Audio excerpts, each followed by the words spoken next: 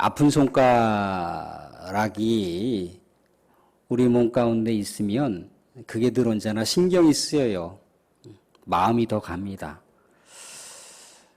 흰남노라고 하는 이 거대한 상상을 초월하는 태풍이 이 한반도 전역을 후려치고 갈 것이라고 그렇게 기상센터에서 얘기를 했는데, 뭐 제주도나 이렇게 경남 지역 쪽만 조금 강하게 이렇게 피해를 입고 나머지 지역은 뭐 큰 그렇게 피해를 입은 것 같지는 않습니다. 그런데 큰 지역은 아니지만 그 지역 가운데 엄청난 인지 피해가 났죠. 그걸 바라보면서 좀 아이고 안타까운 마음으로 또 보니까 뭡니까?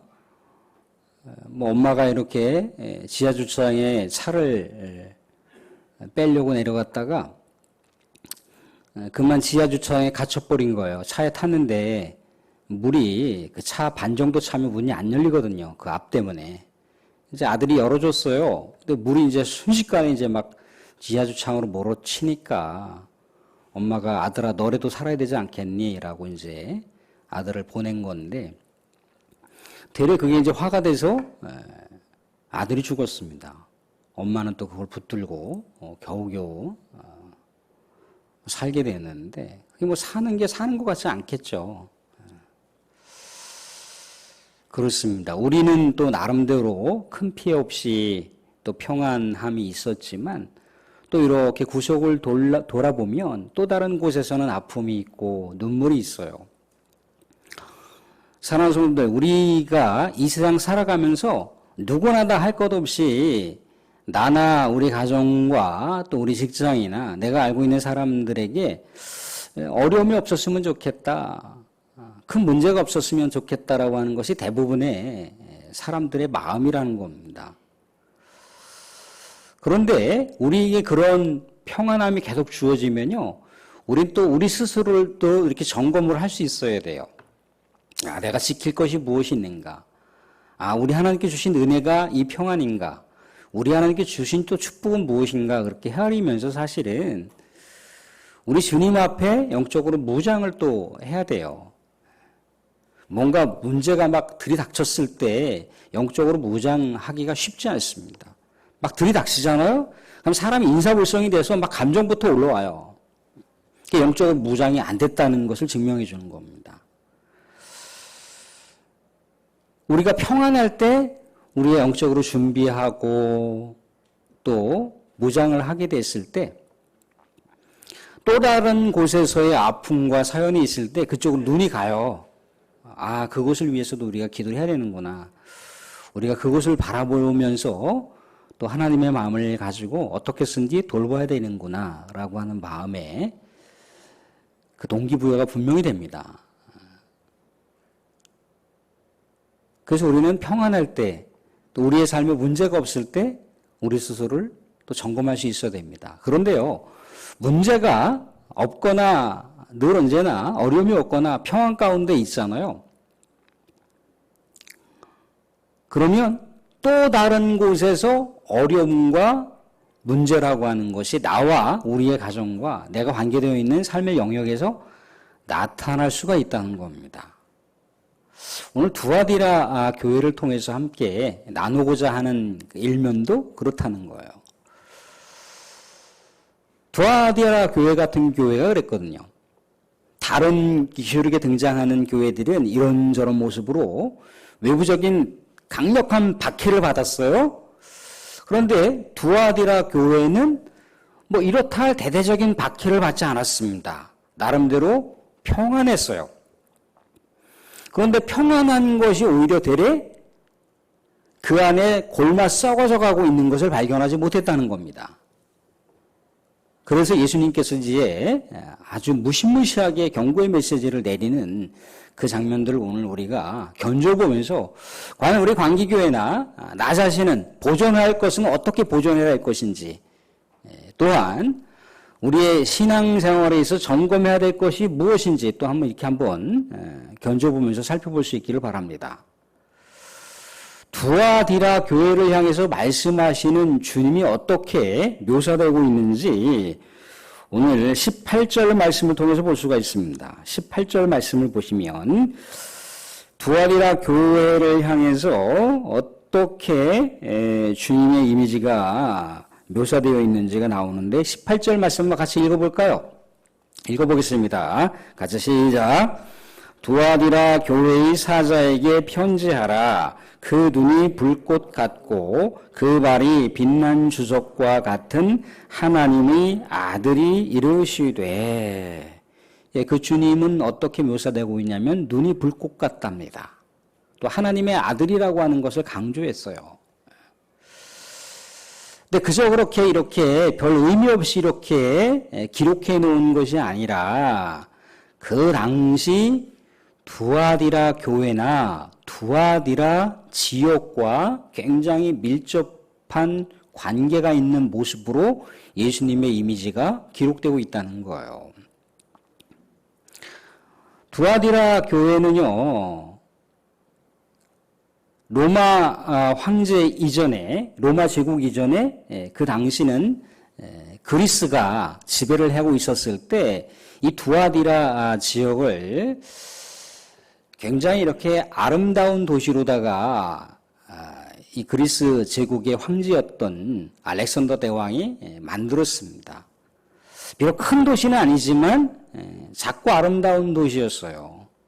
그래서 그리스 로마에 나오는 그런 신화적인 어떤 그 인물들의 그 신전들을 웅장하게 지어놓았던 곳이 이 두아디라 지역이라고 하는 곳입니다.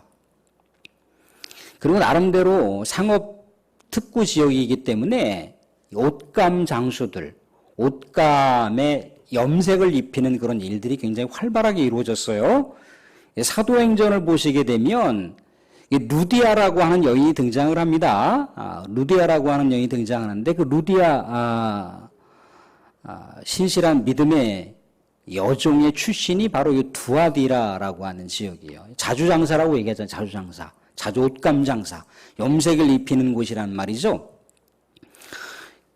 그런데 이곳은요, 그런 곳만 있었던 것이 아니라 점을 치기에 유명한 그런 도시였어요. 말하자면 그냥 곳곳마다 점 치는 곳이 있었고 아주 그냥 점을 칠 수 있도록 거대한 그런 신전을 만들어 놓은 곳이 이 두아디라라고 하는 지역이었다는 거예요. 또 그렇다고 해서 뭐 외부적인 박해가 있었던 것도 아닙니다. 근데 아까 말씀드린 대로다가 상업도시이기 때문에 상업도시는 항상 뭐 우리식으로 그냥 번영회 같은 그런 협동조합이 이루어져요. 여긴 농협조합들이 있죠. 그죠? 그렇게 협동조합이 있는데 그 조합에서 발행하는 화폐를 사용합니다. 그 조합에서 어떤 화폐를 이렇게 사용하게 되느냐면 말씀드린 대로다가 그리스 신화에 나오는 아폴로라고 하는 그 신화적인 인물을 이렇게 화폐로 만들어 놨어요. 그래서 그 화폐를 사용하라고 합니다. 그리고 그리스 제국을 무너뜨렸던 제국이 어떤 나라입니까? 로마 제국이잖아요. 그죠? 로마 제국 때는 이제 도미티아누스 황제의 아들의 얼굴이 그려져 있는 화폐를 또 사용하게 되어 있어요. 단순하게 이제 상업적인 거래 차원으로 사용하는 것뿐만 아니라 그 당시에는 그 신화적인 인물과 로마 황제의 아들을 위해서 제사를 드리고 우상숭배 의식이 진행됐다는 거예요. 근데 좀 전에 말씀드린 대로다가 상업조합에서 진행되어지는 여러 가지 제사의 차원에 뭐 그렇다고 해서 당국으로부터 엄청난 박해가 있었던 것이 아니거든요. 그런데도 불구하고 그 화폐의 이름에는 아까 말씀드린 대로다가 도미티아누스 황제의 아들의 얼굴이 새겨져 있다고 그랬잖아요. 그죠? 근데 유대인들은 화폐에 사람의 얼굴이 그려져 있으면 그 화폐를 사용할 수가 없습니다. 왜? 새긴 것은 모두 우상이기 때문에 유대인들은 사용을 하지 않습니다. 그 화폐를 대용할 수 있는 은전을 사용한다든가 그렇게 한다는 거예요. 나름대로 이제 이 지역에는 종교 유화 정책을 폈기 때문에 유대인들에게는 나름대로 우대하는 그런 모습이 있었어요. 근데 기독교인들은 상업조합에서도 나름대로 불이익을 줬다는 겁니다. 근데 그리스도인들이 이렇게 그들이 진행하고 있는 여러 의식 가운데 참여하게 됐을 때 어떻게 그들이 신앙 고백을 그렇게 했겠습니까? 우리의 축복의 신, 우리의 인생을 만사형통하게 할 수 있는 신은 아폴로 신입니다. 아니요, 우리 인생을 책임질 수 있는 분은 로마 황제의 아들, 도미티아누스 황제의 아들입니다. 라고 믿음의 사람들이 아닌 사람들은 그렇게 고백을 했겠죠. 그런 의식과 그런 절차 가운데 참여했을 때 말이죠. 근데 그리스도인들은 어떻게 고백을 했겠습니까? 우리의 영원한 축복의 신은 누구라는 거예요? 하나님이라는 거예요. 아폴로 신이 아니라 하나님이라는 거예요. 우리의 인생을 영원히 책임질 수 있는 분은 도미티아누스 황제의 아들이 아니라 누구라는 거예요? 하나님의 아들 예수 그리스도라는 거죠. 그렇게 고백을 하더라는 거예요. 나름대로 신실한 믿음을 지켰죠. 근데 좀 전에 말씀드린 대로다가 이 상업조합에서 그리스도인들도 이 상업조합에 가입을 했을 거 아니에요. 그죠? 그런데 이런 신전 의식에 참여했을 때 나름대로 신앙 고백하는 차원이 다르잖아요. 그죠? 우리는 우상숭배할 수 없다라고 하는 그런 신실한 결연한 고백 때문에 뭐 그렇다라고 정치적인 어떤 강력한 박해가 있었던 것은 아니까 나름대로 상업조합에서 경제적인 불이익을 조금씩 주었기는 했겠죠. 그런데 그리스도인들이 굉장히 지역사회를 잘 섬겼어요. 지역사회의 많은 이웃들을 사랑으로 섬겼습니다. 그런 소소한 어려움들이 있지만 그 어려움들을 잠잠히 인내하면서 그들 나름대로 신앙의 지조를 지키고 사랑으로 많은 사람들을 베풀었고 또한 주변에 있는 사람들을 온전하게 섬겼다는 거예요.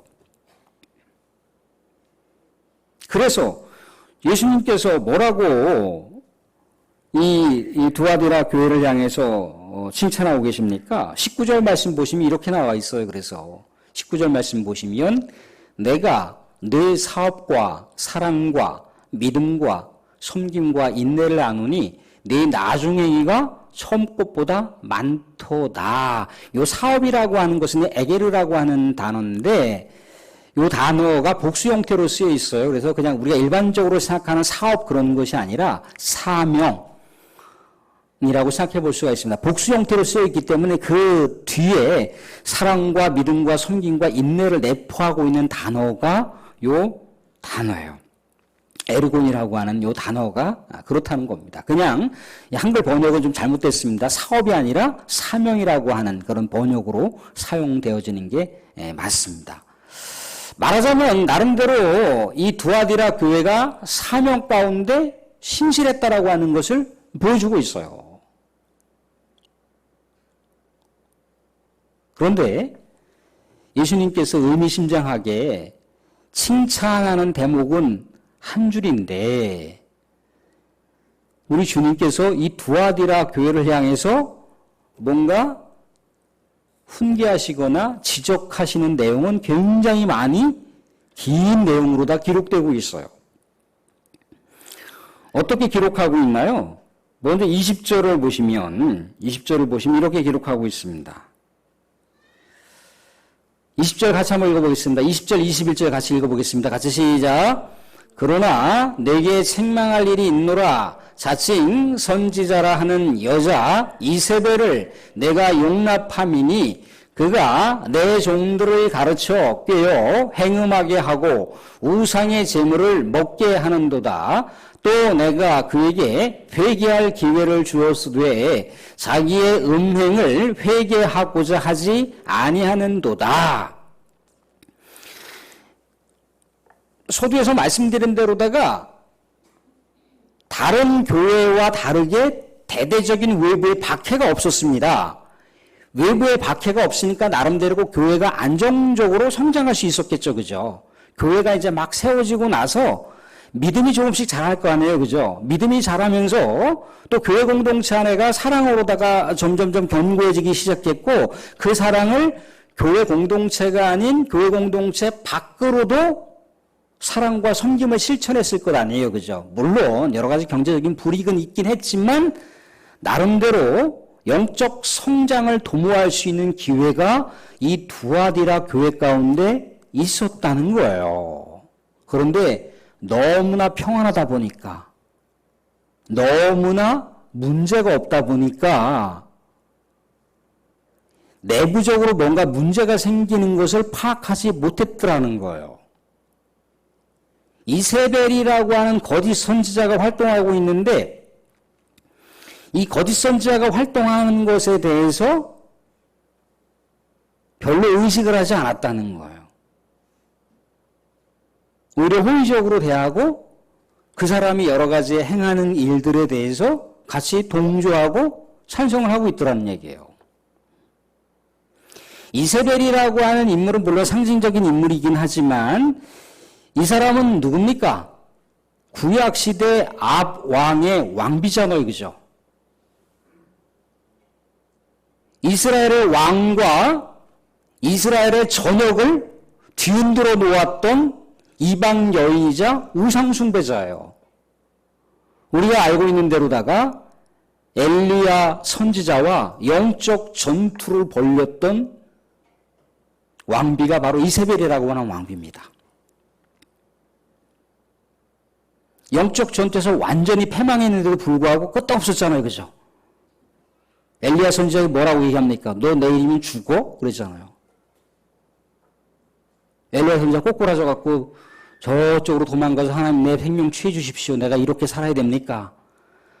왜? 영적 전투에서 승리했는데도 불구하고 이스라엘 사람들의 마음이 돌아오질 않는 거예요. 하나님께로 돌아오질 않는 거예요.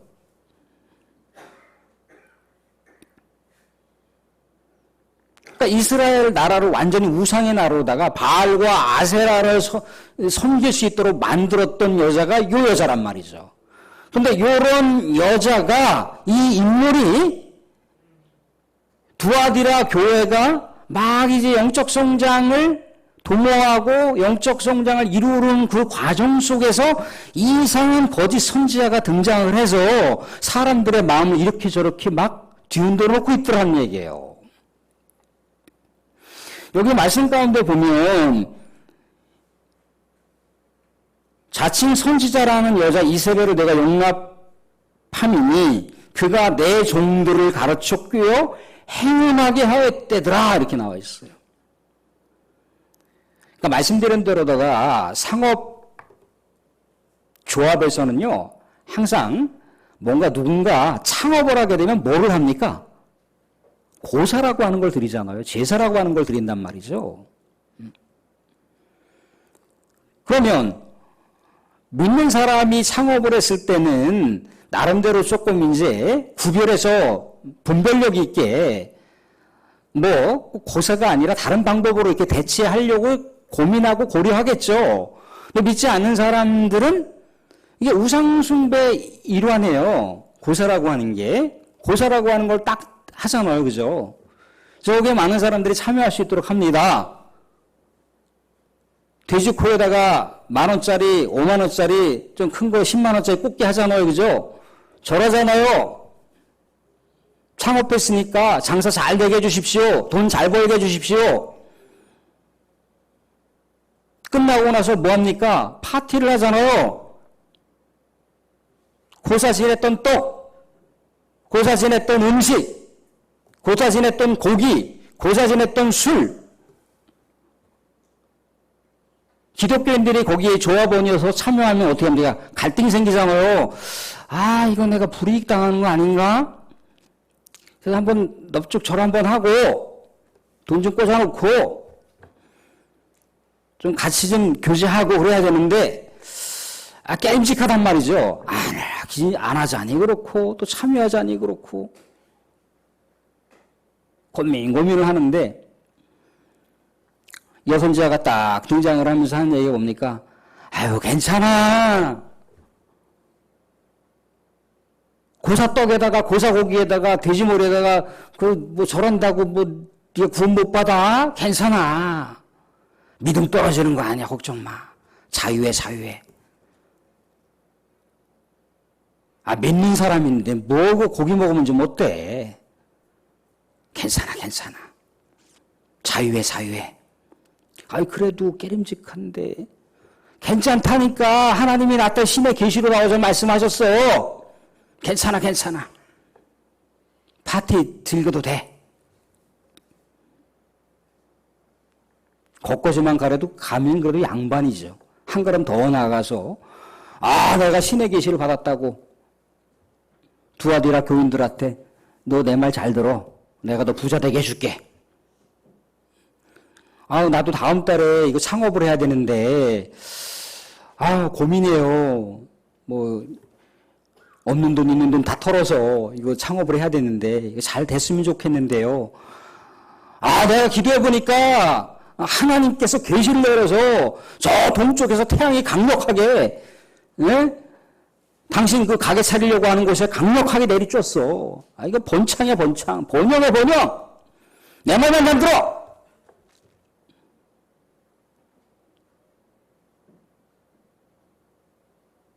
현혹될까요? 안 될까요?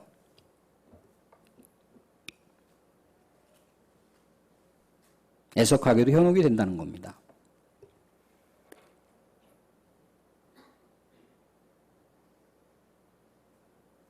전에 섬겼던 교회 중에 한 교회에 권사님이라고 하는 분이 하나님의 계시를 받았다고 사람들을 접촉하면서 돈 잘 벌게 해줄게, 내 아들 축복되게 해줄게, 그러고 다니고 있는 거예요. 제가 명확한 증거가 없으니까 막지를 못했는데 어느 순간 딱 와서 저한테 하는 얘기가 뭐라고 하는지 아십니까? 하늘의 영이 목사님의 충만하게 임하는 걸 내가 봤습니다. 기도하다 봤다는 거예요. 목사님의 목회의 길이 하늘 길이 열립니다. 자, 틀린 말입니까? 맞는 말입니까? 틀린 말인가요? 맞는 말인가요? 당연히 맞는 말이죠. 왜? 하나님의 백성들은요, 하나님께서 책임지세요. 당연히 하나님을 믿는 백성에게 하나님의 영이 충만하게 임하는 건 당연한 거 아니에요. 하나님의 백성이 하나님을 향해서 헌신한다는데, 하나님을 향해서 섬긴다는데, 하나님의 교회를 위해서 희생을 한다는데, 그 길이 설령 어려움이 있고 고난이 있어도 그게 축복의 길입니까? 아닙니까? 축복의 길이잖아요. 그게 하늘 길을 향해서 가는 거잖아요. 뭐 당연한 것을 뭐 하늘에 신비한 무슨 계시를 받아갖고 무슨 그런 소리를 합니까? 그런 말에 현혹되는 자체가 웃긴 거예요, 여러분. 너무나 뻔한 거를, 너무나 당연한 거를 뭐 그럴싸하게 자기가 뭐 뭔가 받아갖고 하는 것처럼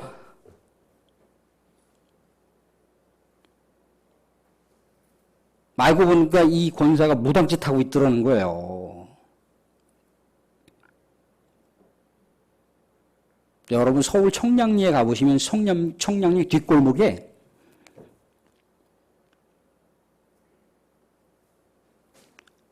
작두 타는 하늘에서 내려온 선녀가 있어요.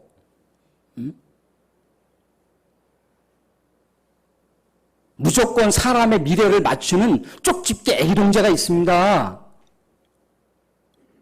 왜 그런 데 가서 물어보고 그런 데 가서 그 사람들하고 접촉하는 거는 왠지 깨림직하고, 그래도 믿음의 사람들에게 우리의 미래에 대해서 듣는 것은 그래도 정당하다고 생각이 드시나요? 똑같은 거예요, 똑같은 거. 구약에서 그렇게 점치는 사람 뭐라고 합니까? 때려 죽이라고 합니다. 그런 일들을 이 두아디라 교회가 그냥 넘어갔다는 얘기예요. 넘어갔다는 얘기예요. 그러니까 회개하라고 얘기를 했단 말이죠. 회개해야 돼. 그거 회개해야 돼. 하나님 앞에 그거 죄악이야. 범죄야. 아, 내가 뭘 잘못했는데 회개를 해? 이렇게 반응하더라는 거예요. 다시 21절.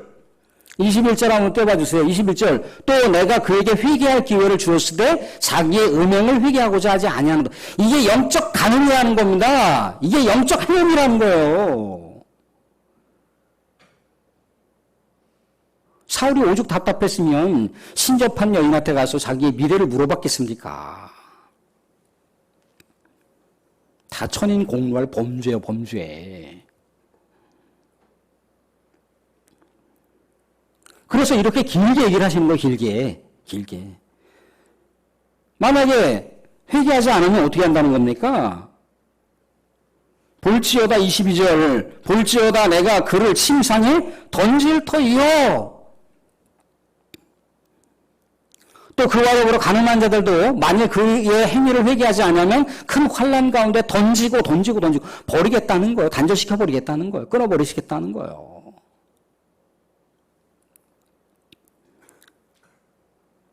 23절에도 마지막 끝절 보시면 내가 너희 각 사람의 행위대로 갚아주리라.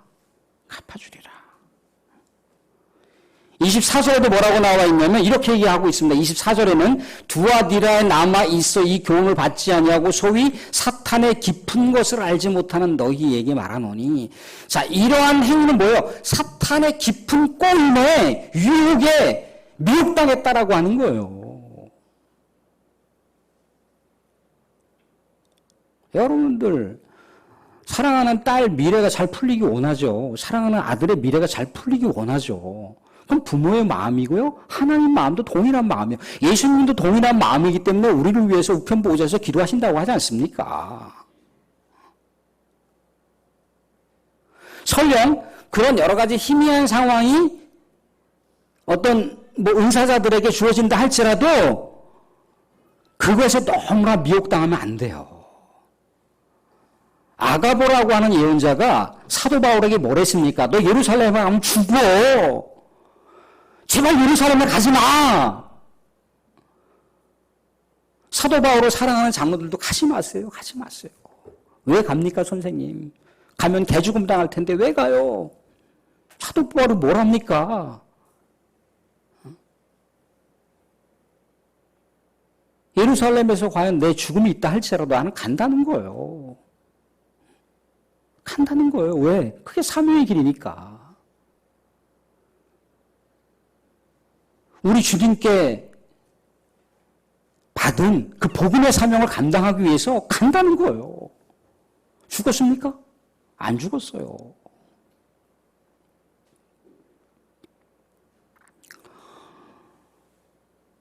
사랑하는 성도님들, 하나님은요, 우리에게 이 세상에 있는 것으로 값을 매길 수 없는 하늘에 있는 엄청난 것을 우리에게 주셨어요.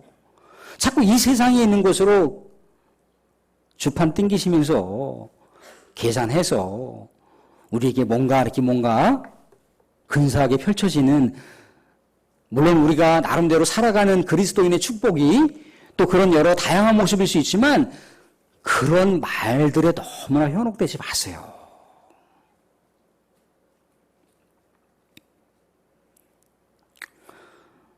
그럼 어떻게 합니까? 25절, 26절 보겠습니다. 25절, 26절 같이 한번 읽어보겠습니다. 25절, 26절, 25절부터 먼저 시작. 다만 너희에게 있는 것을 내가 올 때까지 굳게 잡으라. 26절도 이기는 자와 끝까지 내 일을 지키는 그에게 만국을 다스리는 권세를 주리니. 25절 다만 너희에게 있는 것을 내가 올 때까지 굳게 잡으라. 너희에게 있는 게 뭡니까? 있는 게 아까 박해가 없었지만 평안 가운데 뭘 지켰다고 그랬습니까? 사랑을 지켰잖아요. 그죠? 믿음을 지켰잖아요. 그죠? 성김을 지켰습니다. 사명을 지켰어요. 자, 사랑에 실패한 교회가 있습니다. 어떤 교회죠? 에베소 교회가 실패했잖아요. 그죠? 그 실패를 보완했던 교회가 두아디라 교회예요. 자, 사명에 실패했던 교회가 다음번에 나오겠지만 4대 교회가 사명에 실패했습니다. 4대 교회의 사명을 실패했던 것을 보완했던 교회가 어떤 교회예요? 두아디라 교회예요. 이것을 끝까지 지키라는 거예요. 지키라는 거예요. 그런 것에 현혹되지 말고 너희들이 있는 것을 아름답게 잘 가꾸고 그것을 키워서 지키라 그렇게 얘기하고 있습니다. 그렇게 하면 어떻게 한다는 겁니까? 만국을 다스리는 권세를 준다는 거예요. 26절에 만국을 다스리는 권세. 또한 28절도 보시면 새벽별을 준다고 얘기합니다. 같은 의미예요. 같은 의미. 우리 예수님께서 온 세상을 다스릴 수 있는 권세를 누구하고 공유하겠다는 겁니까? 이렇게 사랑과 믿음과 섬김을 지켜나가는 성도에게 온 세상을 통치할 수 있는 통치권을 공유하시겠다는 거예요. 그 영광을 공유하시겠다는 거예요. 그게 놀라운 상급이라는 겁니다. 사랑하는 성도들, 말씀을 맺겠습니다. 우리 하나님은 어떤 분이시라고요? 우리를 세상에 있는 것보다 더 어마어마한 것으로 축복해 주시는 분이라는 겁니다. 이 세상 가운데 이렇게 저렇게 축복받을 거라고 그렇게 그냥 기대치를 자기가 그냥 이렇게 상상을 초월해서 얘기하는 것에 너무나 현혹되지 마시고 우리 하나님께서 우리 인생 책임지신다고 했잖아요. 믿음 잃지 마시고 사랑 잃지 마시고 손길 잃지 마시고 결혼하게 끝까지 예수님 오실 때까지 지켜나가실 수 있기를 바랍니다. 그 영광의 역사, 영광의 놀라운 상급이 여러분들에게 주어지실 겁니다. 온전히 주님께서 말씀하신 말씀 붙들고 결연하게 믿음을 지키시고 영적 성장을 도모하실 수 있는 저와 여러분들이 될 수 있기를 주님으로 축원드립니다.